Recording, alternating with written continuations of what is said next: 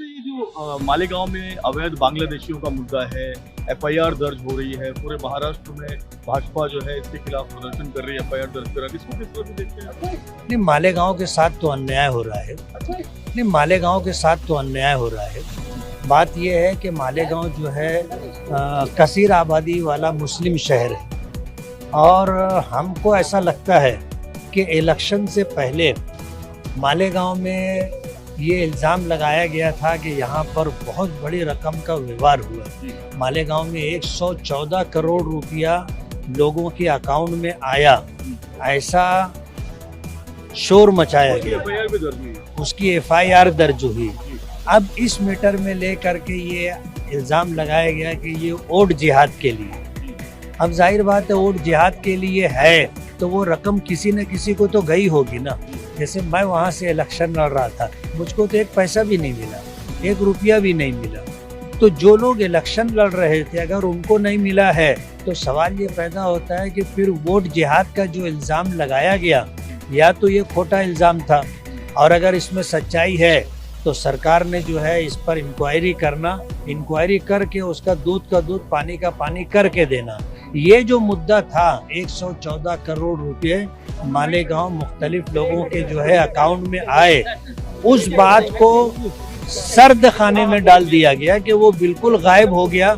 ऐसा हमें लगता है पूरे शहर का ऐसा एहसास है कि ये एक दूसरा मुद्दा उठा करके उसको दबाया गया। अभी आप देखो कि पहले 3200 लोगों की एक लिस्ट दी गई जिनके बारे में ये कहा गया कि ये बांग्लादेशी रोहिंग्या हो सकते हैं। उनमें से 2500-2600 लोगों की इंक्वायरी हो चुकी, एक भी रोहिंग्या और एक भी बांग्लादेशी मिला नहीं। आपको लग रहा है बीजेपी जो कर रही है गलत कर रही है। कैसा है कि इस इल्ज़ाम के ऊपर उन्होंने एसआईटी तश्कील की।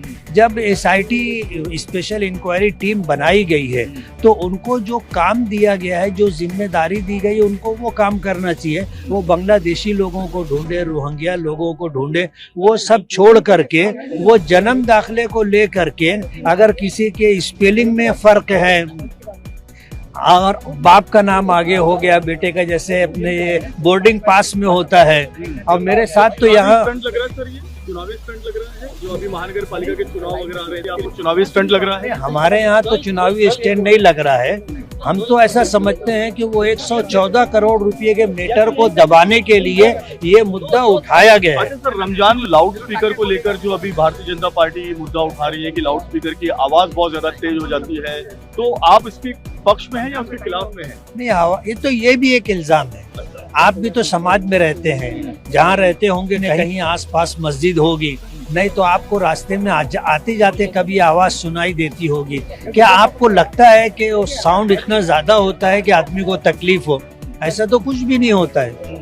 और आप देख लो, इसके अलावा शादी का प्रोग्राम हो, दूसरे सारे प्रोग्राम हो, चाहे धार्मिक हो अनधार्मिक हो, डीजे वगैरह बजता है, उसमें तो कोई पाबंदी नहीं है। चुनावी मुद्दा है, आपको लगता है? हाँ, ये चुनावी मुद्दा है। बिल्कुल।